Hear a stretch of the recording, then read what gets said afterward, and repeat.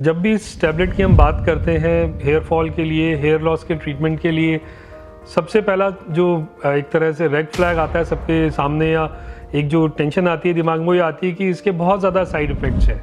तो क्या है फिनेस्ट्राइड के साइड इफ़ेक्ट्स अगर हम इस टैबलेट को लेते हैं हेयर लॉस के ट्रीटमेंट के लिए? देखिए, डेफिनेटली फिनेस्ट्राइड एक FDA अप्रूव्ड टैबलेट है जिसका कि काफ़ी हद तक रोल रहता है जो हेयर फॉल है उसे रिड्यूस करने में।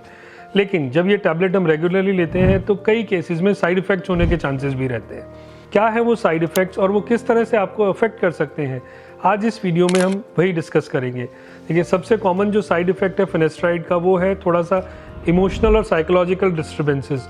वो बेसिकली ये भी ज़्यादा इसलिए होती हैं फिनेस्ट्राइड के साथ क्योंकि जो पेशेंट्स हमारे हेयर फॉल के हैं जो ये टैबलेट्स लेते हैं, कहीं ना कहीं सबकॉन्शियस लेवल पे उन्हें वो थोड़ा एंशियस रहते हैं, थोड़ा एंग्जाइटी रहती है, ज़्यादा एक तरह से कॉन्शियस रहते हैं इन चीज़ों के लिए। तो वो एक तरह से एक परसेंटेज ऑफ पेशेंट्स है जब वो ये लेते हैं फिनेस्ट्राइड तो एक वो नोटिस करना शुरू करते हैं कि उन्हें थोड़ा साइकोलॉजिकल और इमोशनल इम्बैलेंसेस भी हो रहे हैं या इश्यूज़ भी हो रहे हैं, जो कि बड़े आराम से बिना फिनेस्ट्राइड को स्टॉप किए आप मैनेज कर सकते हैं। देन एक जो सबसे ज़्यादा पेशेंट्स हमसे बात करते हैं आके फिनेस्ट्राइड के साइड इफ़ेक्ट्स की, वो है सेक्सुअल डिस्फंक्शन। उसमें क्या क्या हो सकता है फिनेस्ट्राइड को लेने से? वो है आपका decreased performance, decreased libido, then थोड़ा सा लो सीमन, उसके अलावा इरेक्टाइल डिस्फंक्शन।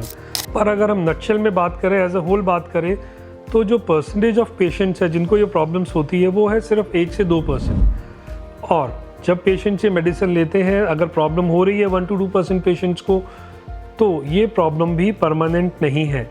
आप टैबलेट ले रहे हैं, आपने नोटिस किया कि आपको ये प्रॉब्लम्स हो रही हैं, आप अपने डॉक्टर से कंसल्ट कीजिए, वो मेडिसिन बंद करेंगे और ये प्रॉब्लम रिवर्सिबल है पूरी तरह से, कोई परमानेंट डैमेज नहीं होता है। देन जो सेक्सुअल डिस्फंक्शन है वो भी कहीं ना कहीं रिलेटेड रहता है पेशेंट के एंग्जाइटी लेवल से, पेशेंट कितना एंशियस है। जिस एज ग्रुप के पेशेंट्स हमारे पास आते हैं जिनको हेयर लॉस होता है, जो बॉल्डनेस बढ़ रहा होता है, वो पेशेंट्स बहुत एंशियस होते हैं और बहुत ज़्यादा प्रोन होते हैं डिप्रेशन और एक तरह से साइकोलॉजिकल इम्बैलेंसेस के लिए, साइकोलॉजिकल डिस्टर्बेंसेस के लिए। तो वो चीज़ और ऐड कर देती है, जो सेक्सुअल डिस्फंक्शन हम क्लेम करते हैं कि फिनेस्ट्राइड की वजह से होता है, उसमें ऐड करती है। देन तीसरा जो कॉमन प्रॉब्लम पेशेंट्स में हम देखते हैं, ऑल्दो बहुत ही कम देखने को मिलता है, वो है ऑर्थोस्टैटिक हाइपरटेंशन की। पेशेंट अगर एकदम से खड़े होते हैं तो उन्हें थोड़ा सा चक्कर आने लगते हैं। तो उसके लिए जो बेस्ट एडवाइस हम पेशेंट को देते हैं वो ये देते हैं कि पेशेंट आप जब फिनेस्ट्राइड लें तो रात को लें, सो दैट एक तो फिनेस्ट्राइड का जो पीक आएगा वो मॉर्निंग में आएगा, नंबर 1। नंबर 2, ये ऑर्थोस्टैटिक हाइपरटेंशन होने के चांसेस आपके बिल्कुल ख़त्म हो जाएंगे। तीसरा एक और फैक्टर जो देखने को मिलता है वो अगेन उसका कोई एक तरह से साइंटिफिक प्रूवन फैक्ट नहीं है, बट वो ये है कि जब फिनेस्ट्राइड पेशेंट लेते हैं तो उनका जो AFP लेवल होता है, AFP लेवल वो इंडिकेट करता है प्रोस्टेटिक कैंसर को, वो रिड्यूस हो जाता है। तो इन केस अगर किसी को प्रोस्टेटिक कैंसर होता है, इसकी वजह से नहीं, फिनेस्ट्राइड की वजह से नहीं, बट अगर प्रोस्टेटिक कैंसर होता है लेकिन लो AFP लेवल लो रहता है, तो उसका थोड़ा पता लगने में डिले हो जाता है। बट इसके लिए भी अगर पेशेंट अवेयर रहते हैं, regular time to time check कराते रहते हैं, तो ये प्रॉब्लम भी नहीं होती है। अगर ये प्रॉब्लम्स हैं तो कैसे डोज को मैनेज करके या कैसे टेक्निक को मैनेज करके हम इनके साइड इफ़ेक्ट्स को कम कर सकते हैं? तो सबसे पहले तो अगर आपको ये प्रॉब्लम्स लग रही हैं तो आप फिनेस्ट्राइड जो है वो हफ्ते में 2 से 3 बार लें, डेली ना लें। उसके अलावा अगर आप और चाहते हैं कि नहीं इफ़ेक्ट्स कम हो, तो आप मिनॉक्सिडिल के साथ जो कॉम्बिनेशन आती है फिनेस्ट्राइड की, वो आप ले सकते हैं टॉपिकल एप्लीकेशन के लिए, जिससे कि सिर्फ लोकल एब्जॉर्प्शन होता है और सिस्टमिक एब्जॉर्प्शन ना के बराबर होता है, तो ये प्रॉब्लम्स नहीं आती हैं।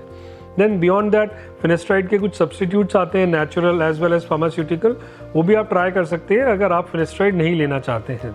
तो फिनेस्ट्राइड अगर आप लेते हैं और अगर कुछ आपको प्रॉब्लम लगता है, साइड इफ़ेक्ट लगते हैं, तो आप इस तरह से श्योर रहिए कि जैसे आप बंद करेंगे मेडिसिन, थोड़ा टाइम में सब चीज़ें नॉर्मलाइज कर जाती हैं।